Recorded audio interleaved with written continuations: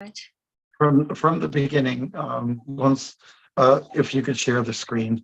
I know you normally do. I definitely need it today, this Okay, time. Okay, Maharaj. Yeah, I'm in Quebec. The forest fires are finished, as far as I know. Okay, Maharaj. I have a feeling the internet over there at your side is weak. And It's that could be. We're way out in the bush. Can you hear me though? yes, we could hear the video and the audio are not in sync with each other.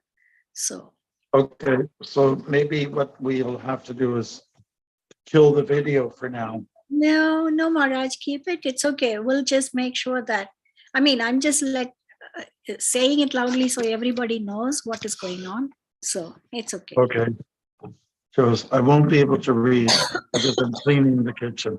No problem, Charles. No problem at all.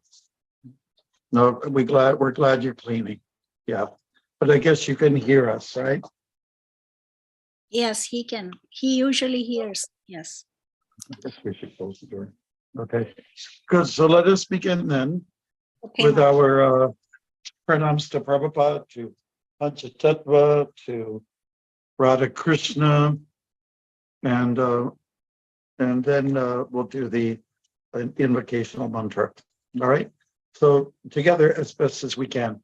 Nama Om Vishnupadaya Krishna Prasthaya Bhutare Srimate Bhakti Vedanta Swaminate Namane Namaste Saraswate Deve Gauravani Pracharini Nirvishesha Shunyavadi Paschalchadi Shatarine Sri Krishna Chaitanya Prabhu Nityananda Shri Advaita Gadadhar Srivas Adi Gaura Bhakta Vrinda Hare Krishna, Krishna Krishna, Hare Hare, Hare Rama, Rama Rama, Hare Hare.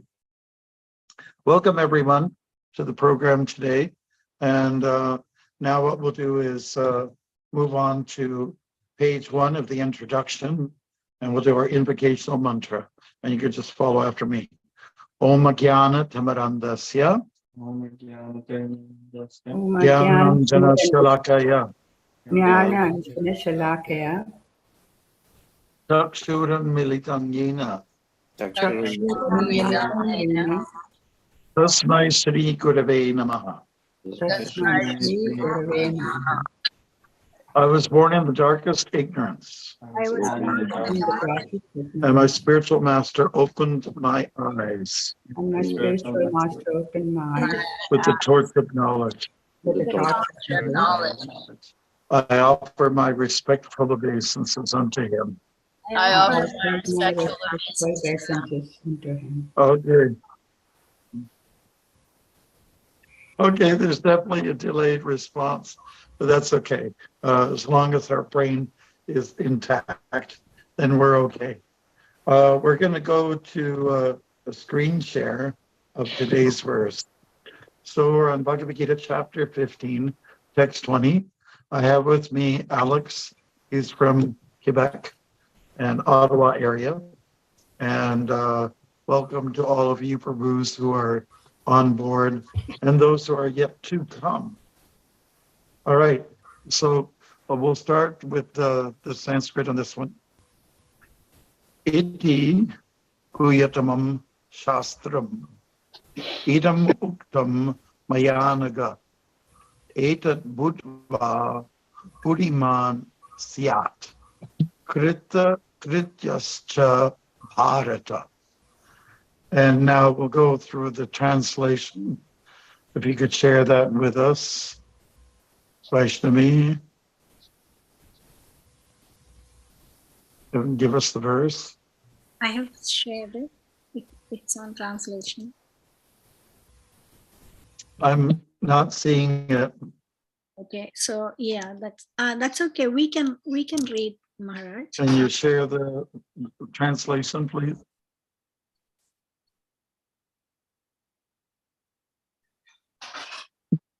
Okay, I'd also like to see it. So translation. This is the most confidential part of the Vedic scriptures of Sinless One. and it is disclosed now by me. Whoever understands this will become wise, and his endeavors will know perfection. Thank you very much. And the purport, how many paragraphs do we have there?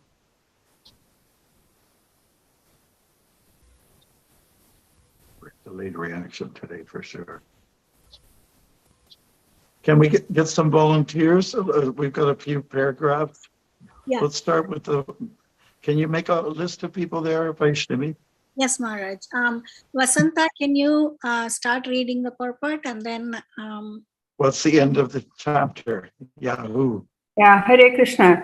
The Lord clearly explains here that this is the substance of all revealed scriptures. Okay, can we get someone to start reading, please?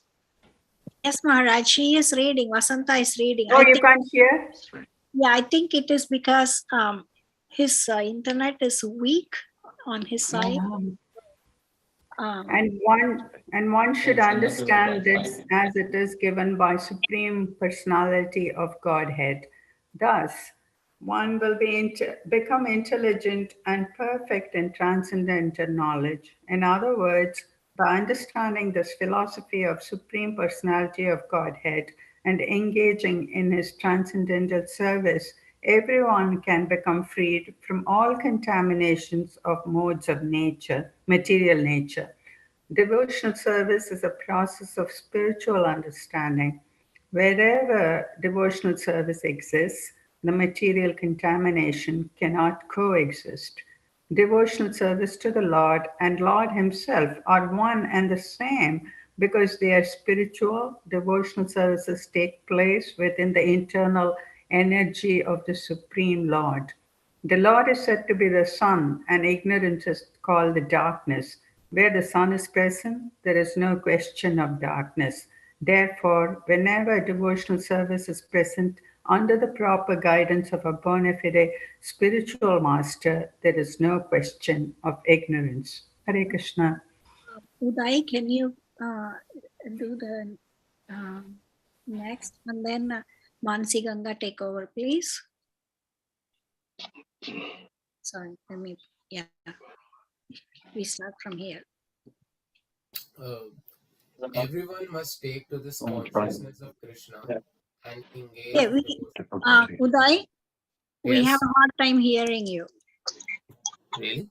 Can you hear me? Say something. Can you hear me?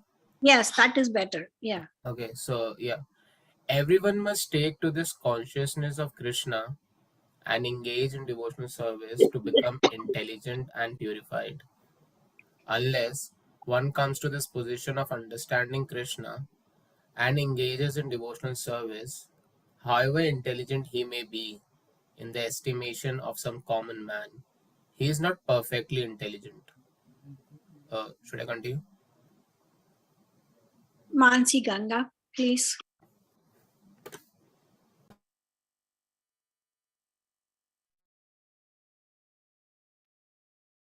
Manasi Ganga, Sankalpa, why don't you do it? Sankalpa. Hare Krishna Maharaj, please accept my humble obeisances, all glories to you and Prabhupada. The word Anaga, by which Arjuna is addressed, is significant. Anaga, O sinless one, means that unless one is freed from all sinful reactions, it is very difficult to understand Krishna. One has to become free from all contamination, all sinful activities. Then he can understand. But devotional service is so pure and potent that once one is engaged in devotional service, he automatically comes to the stage of sinlessness. Hare Krishna. Arjuna, are you able to read today? Cut off the video. No, they're on the road. They won't be able to read. Okay. Sankalpa, go please. This one. Sankalpa. Yeah. While one is performing devotional service in the association of pure devotees in full Krishna consciousness, there are certain things which require to be vanquished altogether. The most important thing one has to surmount is weakness of the heart. The first fall down is caused by the desire to lord it over material nature. Thus one gives up the transcendental loving service of the Supreme Lord. The second weakness of the heart is that as one increases the propensity to lord it over material nature, he becomes attached to matter and the possession of matter. Maybe I left out one line. Anyway, the problems of material existence are due to these weaknesses of the heart.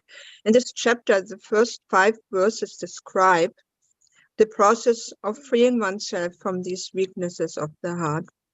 And the rest of the chapter from the 6th verse through the end discusses Purushottam Yoga. Thus ends the Bhaktivedanta purpose of the 15th chapter of the Srimad Bhagavat Gita in the matter of Purushottam Yoga, the yoga of the Supreme Person. Okay. Thank you very much for all the persons who have read. I'm going to try to get myself back on video. Can you hear me and see me okay? Yes, Maharaj. Yes. Yahoo! Okay. So we're coming to the conclusion here, and Prabhupada uses a phrase here. And it's not the first time.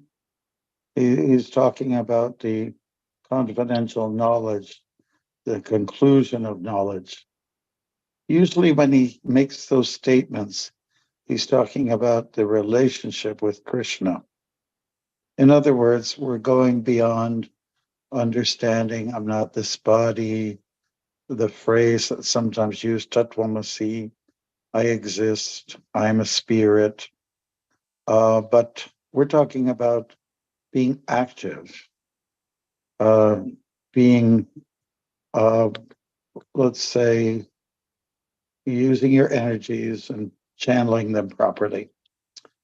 And it's all relationships develop when people are active, not necessarily if everyone was just sitting at their own chair and staring at each other, not even that. It's got to be, let's say, rendering service to each other. So chapter 15 is significant for some reasons. Maybe I can ask some of you, just in hindsight, and also now that we've come to the conclusion of this particular chapter, I'd like to ask for some highlights from you, Prabhus. And if you recall also, I asked that maybe at least one shloka could be memorized, one that was quite significant, and one that Prabhupada quoted very much. So I'm going to throw the ball back in your court and see if you can. I don't mind if you flip pages on this chapter right now. I really don't mind if you just scroll and go back to some verses if you really want to get a good debriefing of this verse. So that's important you do that. Just like when a temple puts on a Rath Yatra, you debrief all the events after, maybe 1 or at the most 2 weeks after.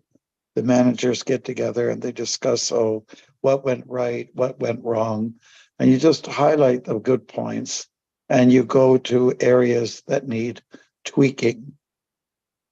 Everybody knows what we mean by that word, tweaking, right? Tweaking is forever. And I think I've mentioned this before too. When I was a teenager, James Bond became popular. And there was one movie called Diamonds Are Forever. Well, in Krishna consciousness, we're not so much interested in diamonds unless if we put them on Krishna to adorn him. But what we are interested in is tweaking forever. Tweaking is forever. Always fine tune your execution of Krishna consciousness. Make it better. Make it better. Good. So I hope that's kind of more or less understood. We'd like to see if you Prabhus can just with your show of hands. Oh, and we've got Haripad on board. Wow, he made it. devotees, I would like you to, let's put some emphasis on some of the verses, some of the lessons that come across in chapter 15. Can we do that right now? May the bravest and the boldest put up their hand first. And then after doing that, be able to say something. There All is right. 15:15. Yeah, Where you have the Krishna name on says the head. everything comes from him inside the heart. He gives us remembrance, knowledge, and forgetfulness. And he's everything that's to be known in the Vedas. And he's the one who knows everything and the compiler of the Vedas. So that is like Krishna's everything and everywhere. This verse. Well, good. Thank you very much. You did recall the verse that we encouraged everyone to memorize because there's a lot there. And if you recall, we also talked about like the Vedas as the mother. And if you want to know who the father is, you consult with mom. She'll know. So the Vedas are the mother, and the Vedas will reveal who's the father of all. And of course, that is Lord Sri Krishna, the compiler of the Vedas. Yeah, that's good. Very good. You also said something about something about the condition of the heart. So that's also expressed in this verse, right? That the heart has to be changed in the purport. We need a heart change. When we say tweaking, heart change. You want to become a better person, a better devotee, your heart has to change. In other words, has to soften up. In the Bhagavatam, there's also reference to a verse where it is said that our hearts are steel framed. Everybody knows that steel is hard, right? And so that's our biggest problem, is to make the heart sensitive so that we will be able to perceive life itself in a better way. Yeah, good. We'd like to hear from some other devotees. You can raise your hands or you can scream and yell and shout, whatever you like to do. And just let us know, what else did you gain from studying this chapter? Okay, can I go? Yes, certainly. So I was last time when you were asking us to memorize the shloka and the translation, I got the translation wrong. So it's Sarvasya Chaham Kridi Sannivishta Smrtir Jnanam Apohanam Cha Vedaischa Sarvairahame Vedyo Vedanta Krit Vedavit Eva Chaham. So I am seated in everyone's heart as a super soul. From me comes memory, intelligence, and forgetfulness. Right. I am the Vedanta Krit. I compile Vedas and I am to be known by the Vedas. Okay, beautiful. Thank you for having the memorization down really well, and also the translation of that very important verse that's quoted by Prabhupada quite a lot, you know. Thank you. Any other highlights on this chapter? Again, I don't mind if you Prabhu scroll. I don't mind if whatever it takes, flip through your pages of this chapter. Give us the goods from this chapter. Haripad Prabhu has his hands up. Yeah, Hare Krishna Maharaj, please accept my humble obeisances at your lotus feet. And I just have a related thing that, I think when Mahaprabhu Sri Krishna Chaitanya was traveling in South India, he meets, I think it's either Sarvabhauma Bhattacharya or Ramananda Raya, and then, or maybe it's Prakashananda Saraswati, but basically this sloka is about Vedanta. And then that Brahmin devotee, very exalted devotee, asks Mahaprabhu, why don't you put much emphasis on the Vedas and the Vedanta. And Mahaprabhu replies that it's because I'm a great fool. And actually, he says, but he obviously is not a great fool. Haripad Dasa is a great fool. But I think Mahaprabhu then says that my Guru Maharaj said, just chant this Maha Mantra and dance and sing, eat prasadam and be happy. And so I thought it's related to this verse, because in this verse, Krishna says, I am the Vedas, I am to be known by the Vedas, I wrote the Vedas, and I'm the compiler of the Vedas. And so I feel that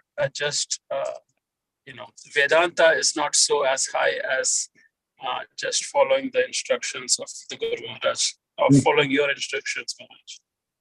Well, Prabhu, thank you very much. I do like what you said.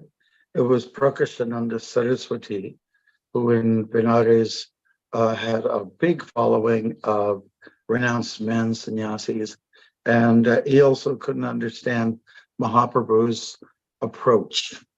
And Mahaprabhu's approach was one of humility. In fact, they found him seated where the shoes are kept, like more or less outside the sanctuary or outside the temple.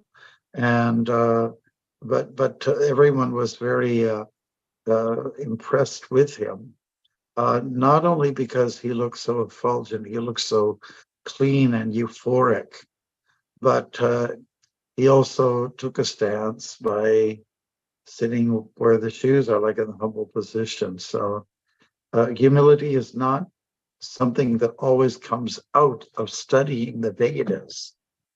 In fact, sometimes when people say, I want a position, or we want someone to take a role, a position, but that position should have power. In other words, they say it should have some teeth in it, in that position.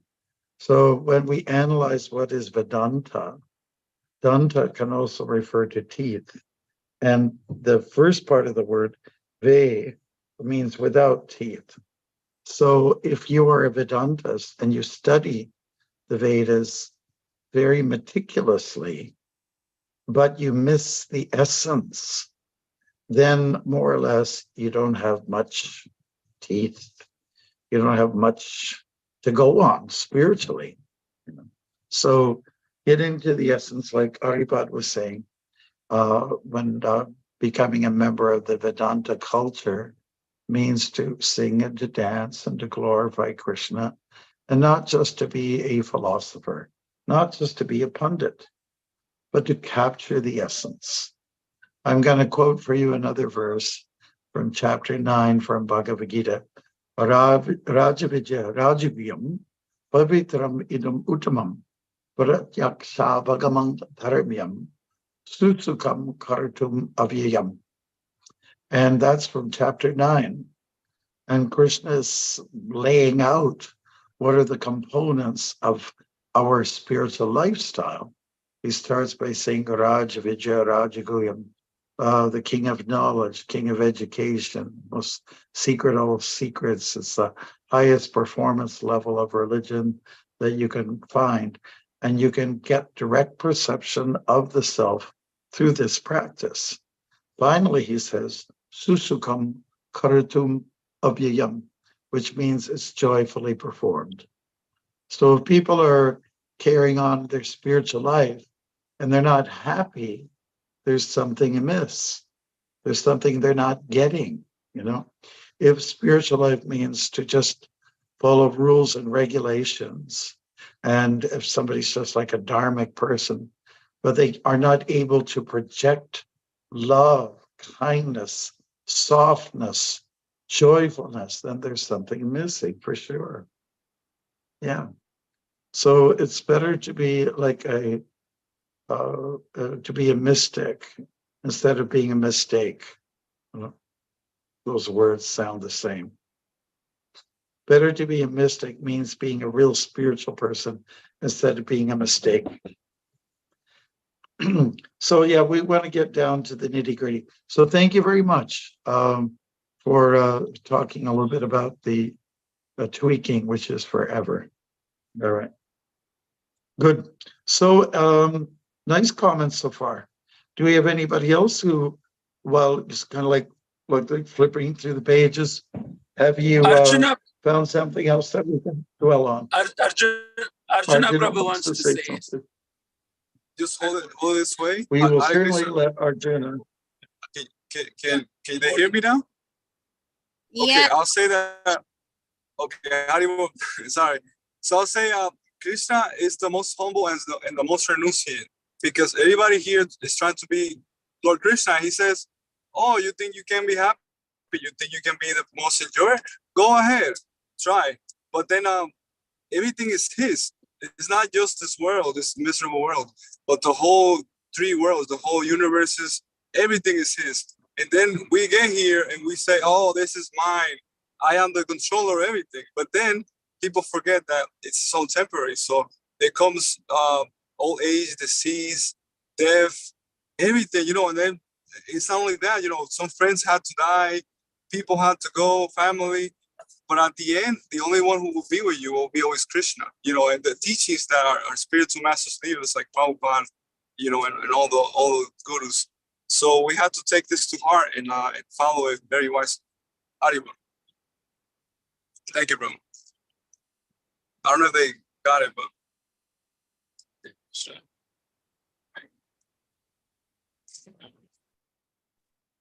Maharaj, you're muted. Hare Krishna, did you hear Arjuna Prabhu's? Yes. Yes, we did. Manasi Ganga has her hands up. Hare Krishna Maharaj. I have the verses 3-4 in this 15th chapter. Krishna is talking about the banyan tree. That Manasi Ganga, wait 1 minute. Maharaj, you are muted for some reason, so I'm not sure if you are speaking.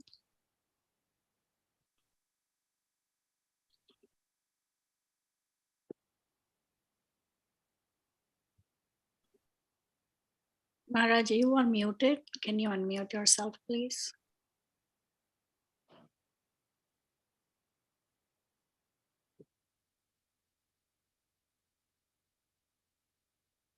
Here we go. Okay, we can hear you now. Okay. Manasi Ganga is saying something. Yes, go ahead. Yes, Hare Krishna.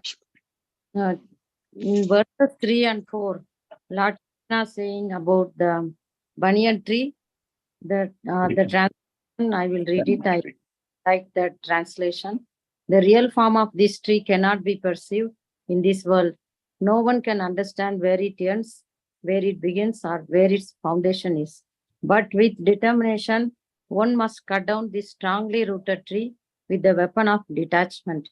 Thereafter, one must seek that place from which, having gone, one never returns, and there surrender to that Supreme Personality of Godhead, from whom everything began and from whom everything has extended since time immemorial. So, we should practice with determination. We should cut down the strongly rooted tree with the weapon of detachment. Okay, that's very good. Good point. I'm glad you brought up the point about this chapter 15. It all starts off with this mystical tree or mysterious tree. It's a tree that is like a banyan. It seems to be upside down. And so this world is also upside down. Certainly it makes things topsy-turvy when we exist in this world. So the world's compared to a tree, and it's very entangling. We're supposed to get ourselves disentangled from following the tree. I mentioned before, I was in a botanical garden in Kolkata some years ago, and there was a tree. It was one tree, but it looked like hundreds. Yeah, hundreds. All the aerial roots went into the ground. And so it was hard for me to know what was the original trunk of that tree. So I read a plaque there I read it in greater detail and said, well, the original trunk is not there anymore. So, in other words, so many other, let's say, trunks had appeared, but the first one, the mama or the papa, was not there. So that's how deluding it can be in this material world. The tree represents fruitive activities, and we're supposed to get beyond fruitive activities. Yes, we're supposed to develop detachment, but detachment really means attachment to Krishna. So the more you get into the kirtan, the japa, the service, personal service to the Lord, the more you can get yourself free from this world, and things will become much more clear. Yes, good. So thank you for bringing up the point about the banyan tree. This chapter starts with it. And in a way, it ends with it, because the tree doesn't have much importance to us anymore after you've become liberated. Yeah, good. Banyan trees are beautiful. I wish they would grow in Canada. Some of you are lucky. You've got banyan trees in Florida, especially in Coconut Grove. I've seen the places where Prabhupada did his japa. All right, good. Any other reflections on this chapter 15 before we go ahead? We don't need to go ahead.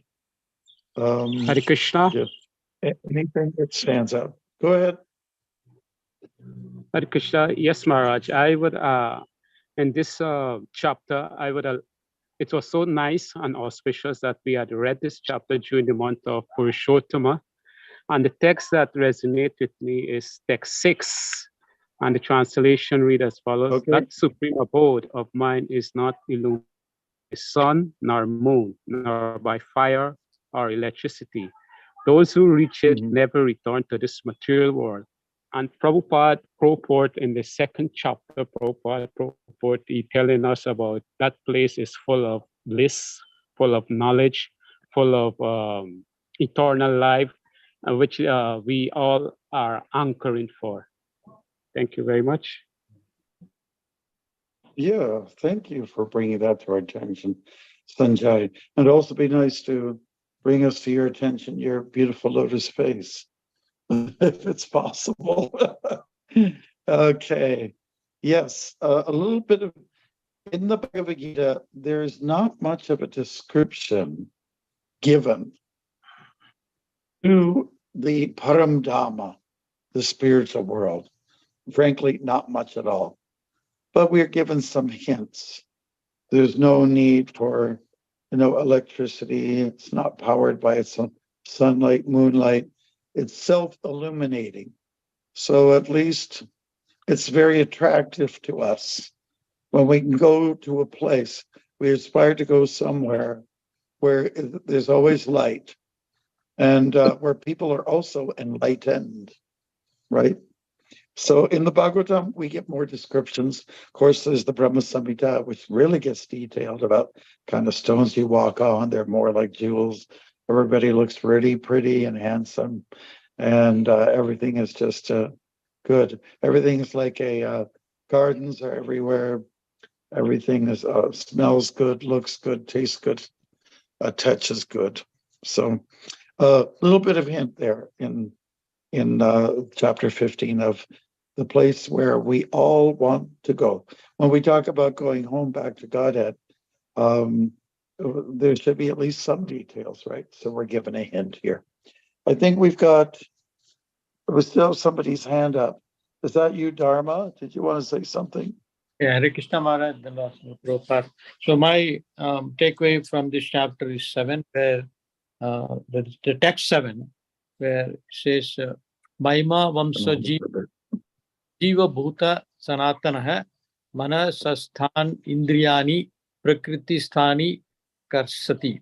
It means, translate, the living entities in this conditioned world are my eternal fragmental parts.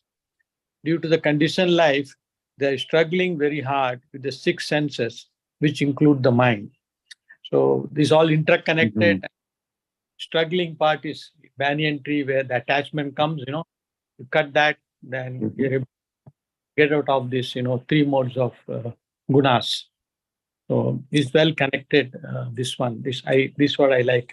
Prabhupada quotes in many instances that we are part and parcel of Krishna. This is very highly illustrated here. Yeah, Prabhu, I thank you for bringing to our attention that verse. That's another one I think devotees should try to memorize. Mamai Vangsho Jiva Loki, Jiva Bhuta Sanatana. We are all fragmental parts of the Lord. If somebody says we're all one, we're all God, just point the finger to this shloka here. It's very clear. No, we're not God. I'm sorry. You're not the whole pie. You're a piece of the pie. Sanatana, another point. We are eternal, living entities. Yeah. So a good one. So take note, Prabhu, of these shlokas that when it comes to arguing with people and then having a backup from shlokas from Bhagavad Gita, people say, okay, you do have a reference point. People love to speculate, but the speculation ends when we can find some verses that will say, stop your nonsense, and I'm telling you the way it is. And of course, it's Krishna who's speaking here. Mamaivan Jiva Loke, Jiva Bhuta Sanatana. And then the second part of the verse is, which is very real, we're all struggling with the six senses, including the mind. It's a science. Prabhupada talks about the Gita as being a science.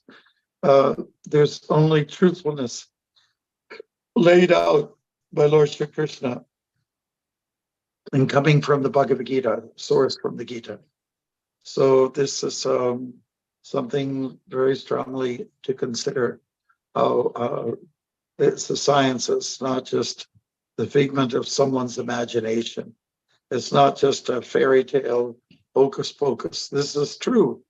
How many people can deny that they're not struggling? I mean, everyone's having a tough time with the senses, Your eyes are, let's say, groggy, or like you just woke up, so you can't see clearly.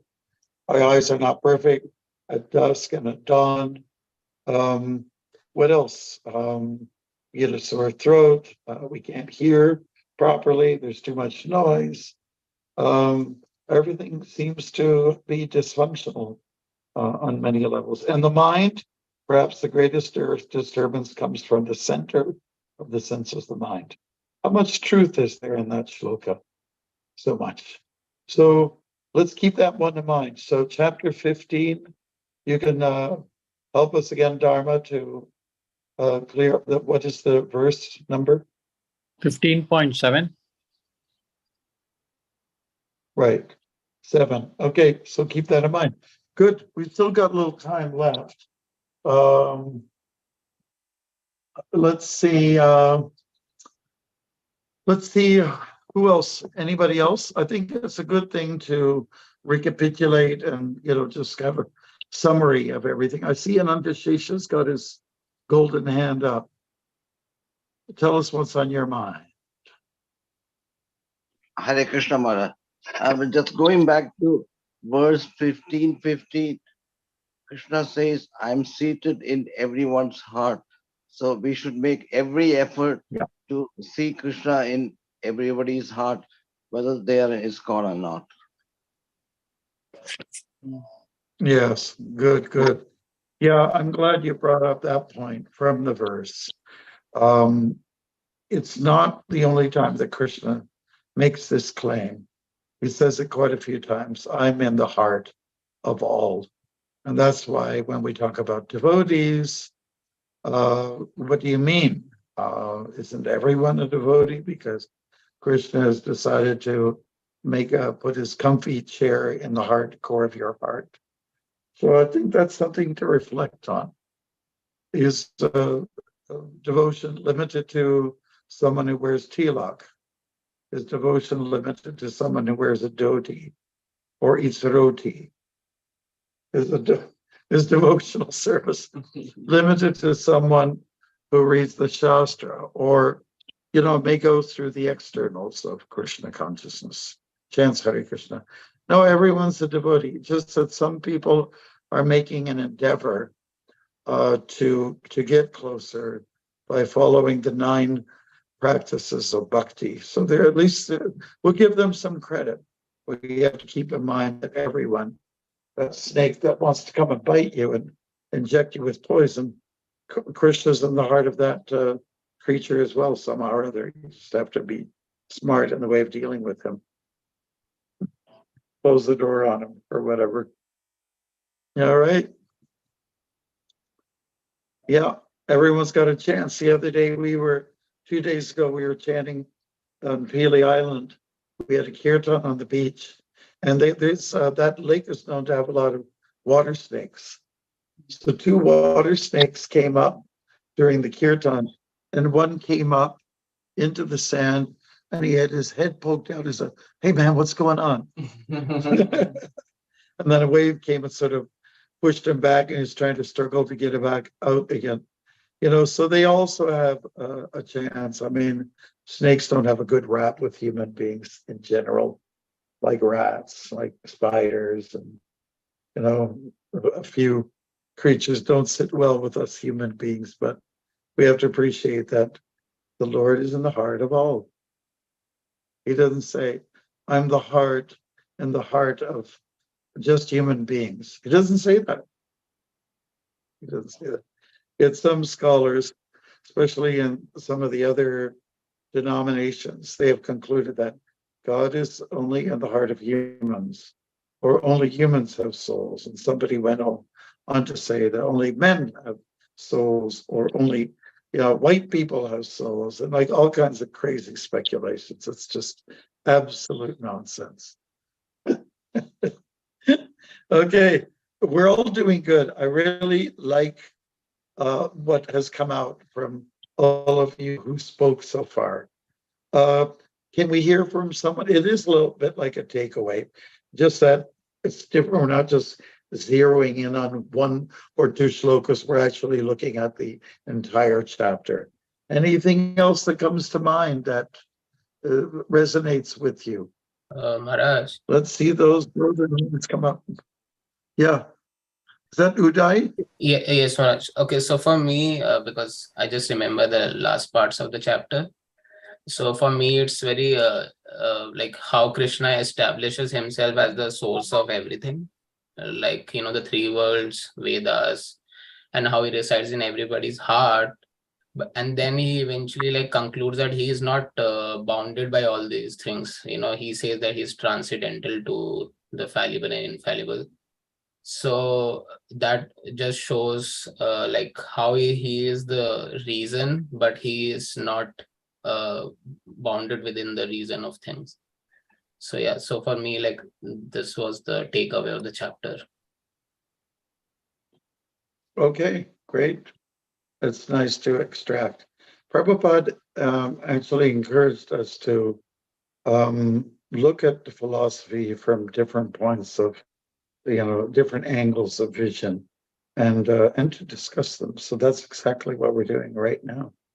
And you can actually we're asking you to pick your favorite message from this chapter. And it's just like when we were young, and the Beatles were very popular, everyone had chosen their favorite Beatle. Was it Ringo, or was it Paul, George, or John? So now we're just saying you can take your favorite shloka, and make something of it. Yeah, live by it. Live by it. Otherwise, there's no point in just dwelling on this, week after week. We're here so that we can become better people. Good. Thank you, Uday. Anybody else that would like to offer something in terms of this particular chapter? Whether you were with us or not, it doesn't matter. Anything, you can even repeat what you heard that you like, because when you repeat something that's good, it's of benefit to all. Hare Krishna, Maharaj Vasanta. Verse 8 also, Shariram, that's, again, secret of birth and death and karma, I think. Shariram yet avapnoti yetchapi utkramat ishvaraha grihitva etani samyati vayurgandhan iva asayat. And so we always hear about all this in India, that Purva Janma Vasana and all. But yeah, so clearly tells us that there is connection between birth to birth to birth. So that we should endeavor to be good. You're pointing to us. You're pointing out to us one of the verses that supports transmigration of the soul, right? Yeah. Can you tell us that verse again that you're quoting? Can you tell us the number of the verse, please? Text 8. Yeah, text 8. Thank you. Yeah. Yes. Yeah, beautiful. Personally, I love that verse very much. Yeah. Yeah, it's another like underscoring the soul's movement, from body to body to body. Yeah, it's great. It's fantastic. Actually, it's being presented to us here on the screen. The material carries the different conceptions of life from one body to another as the air carries aroma. So the idea is that you pick up a conception of life, or you get very attached to something. Like these days, people talk about trans. I'm a girl, but I want to be a boy. Okay, so then maybe you can be a boy, but why don't you just wait out your turn and live out this life, and then and then it'll come to you naturally. Or perhaps an animal even has attraction towards humans, and very, he's so drawn, charmed by what is a human being, particularly because he's loved by humans. So most likely he'll become a human in the next life. So if wind, here's the beautiful conception. If the wind picks up on a scent, like went for a little walk today. Right now, there's so many wildflowers out there. The smells are so aromatic. And, you pick up one scent and then of a flower, and you go to it. You can see, oh, that scent is coming from there. So then the wind drops that scent and it keeps moving. It picks up a new scent, So in this way, you take up a conception of life, and then you take on a body. You accept a body based on where your attention lies. Such a great idea. The chapter is jam-packed with information. It's really, really good. Good. So now, anyone else that didn't have a chance to say something? Hare Krishna Maharaj, this Dandavat Pranam for glories to Srila Prabhupada. This is Sandamini. Sandamini, thank you very much. Thank you, we bro. missed Maharaj. you. Yes, Maharaj, I missed association and your blessing, So the sloka that I really like in chapter 15 is 15.7, where Krishna says, Mamaivamsho jiva loke jiva bhutah sanatanaha manaha shastrani indriyani prakriti sthani karshati, where he says the living entities in this conditioned world are my eternal fragmental parts. Due to the conditioned life, they are struggling very hard in the six senses, which include the mind.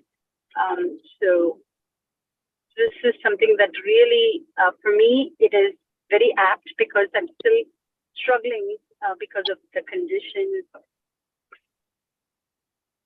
So Yes. Thank you for bringing it to our attention. Yeah, it is a prominent verse. It's a good one to know and to learn. Dharma brought up this verse as well. And there's a lot there, and especially about the struggle part, if you believe that you're God, you will struggle. And if you accept that I'm a part of God and I will serve God, you'll eventually get away from the struggle. The struggle will come to an end. So why self-struggle? Why self-torture? That's really a problem all the time, isn't it? Good. Well, no, thank you very much, Sandamini. We've also got Alex here, who's sitting here. And I'm going to turn the light on. We have Alex Hare who wants to Krishna. say something. Hare Krishna. Yeah, I like the verse 5, 15:5. That's really good. Nirmana mohajita sangadosha adhyatma nitya. Nirmana mohajita sangadosha adhyatma nitya vinivita kama dvanve vimukta sukha dukkha samjne gajanti amuda padam avyamtat. Translation: those who are free from false prestige, illusion, and false association, who understand the eternal, who are done with material lust, who are freed from the dualities of happiness and distress, and who, unbewildered, know how to surrender unto the Supreme Person, attain to that eternal kingdom. To me, that's like everything. It's almost like everything you need to know about Krishna consciousness. The ultimate goal is very like high bar to reach for, but it's nice to know this is the standard that we want to get to, where you're completely in the state of equanimity, and you're just serving the Lord, serving Guru and whatever, and you're done with material lust. So that's the biggest thing. In the material world, the biggest bondage is like, lust is like sex desire, and it comes in subtle ways. And once you're done with that, then you have a big qualification to reach the kingdom of God. So it's a good verse. Yeah, good. I remember when we were going through the studies, and thank you, Alex, for bringing this up. We realized that Krishna described in detail this banyan tree, this mysterious tree. And then once the description was over, he talks about lust and then overcoming it. It just, it's almost like, okay, 4 verses are done. Now we're going to another section. We talked about the tree. The tree has to go. Just like sometimes if you're trying to build a house, you might have to take down a tree or 2, but you should always put up another tree, to replace the one you took down. Some trees are troublesome. Not all trees are great. Some trees create trouble, and some trees are hollow. I get personally really upset when on our street in Toronto, the city comes and takes down a tree. And I know why they have to do it. It's because usually raccoons got inside and they hollowed it out.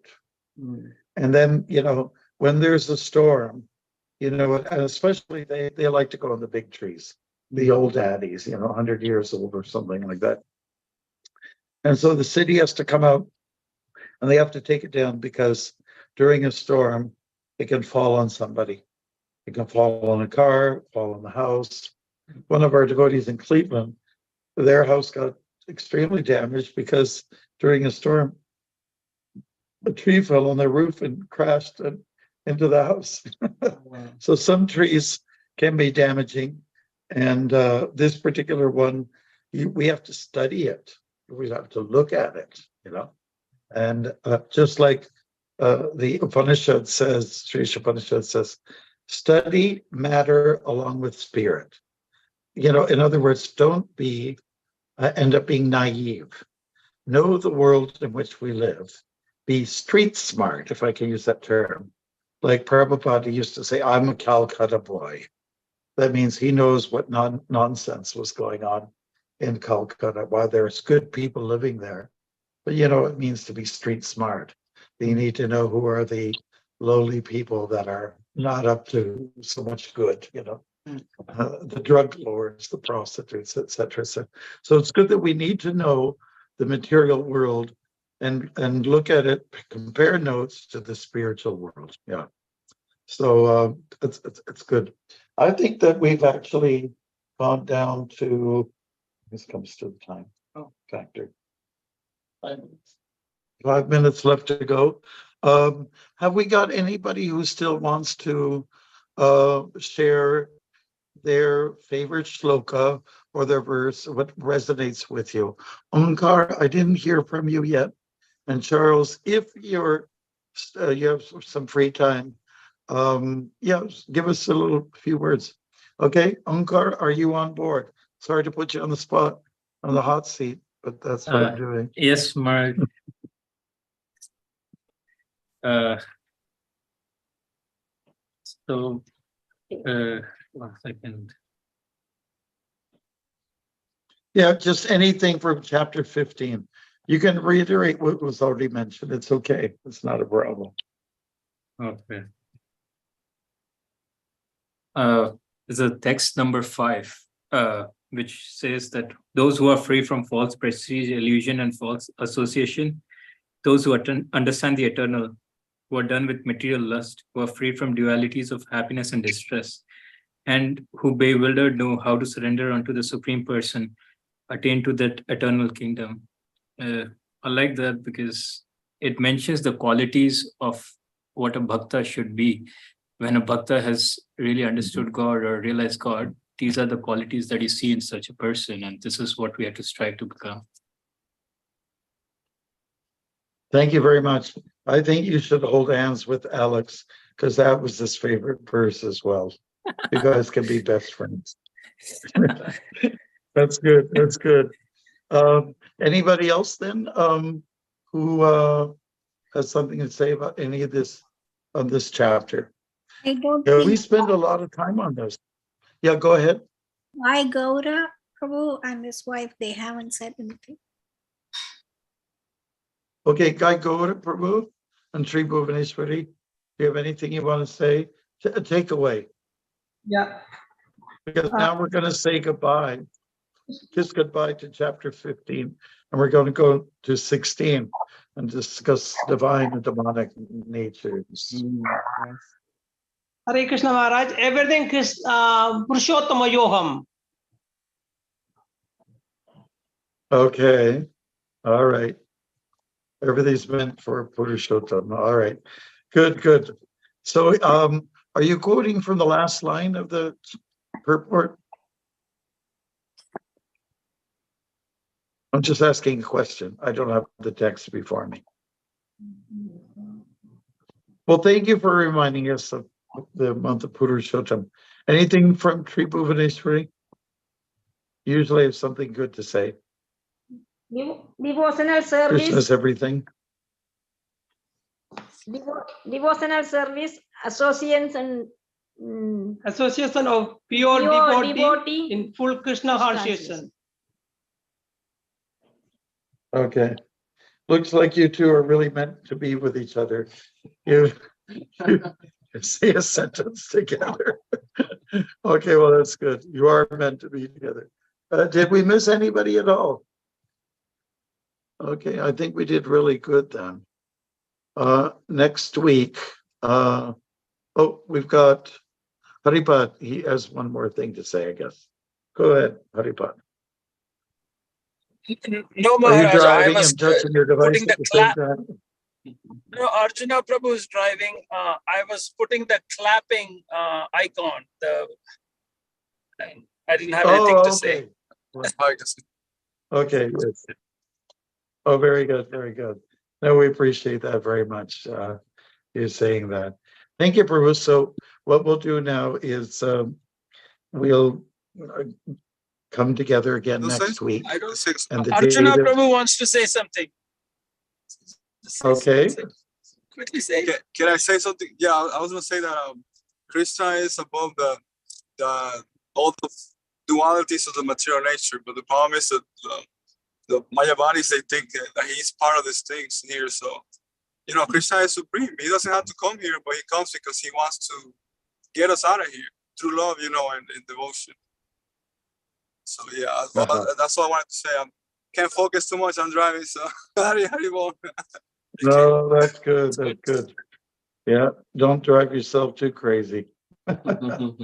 All right, good. So we will get together next Thursday. Should be not a problem from my end. Let's see. I'll be in Vancouver next Thursday. Just let me think. Yeah, it should work out okay. All right, I just have to remember it's a 3-hour difference. Bruce, thank you very much. Enjoy the rest of your summer. It's closing to an end. Of course, it lasts till 21st of September. But you know what I'm talking about, vacation / summer. Summertime and the living is easy. It's an old song. Anyway.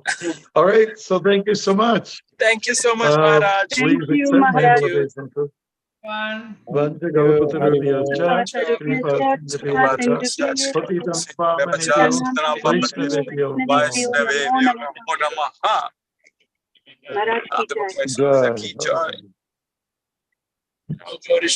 Srila Prabhupada.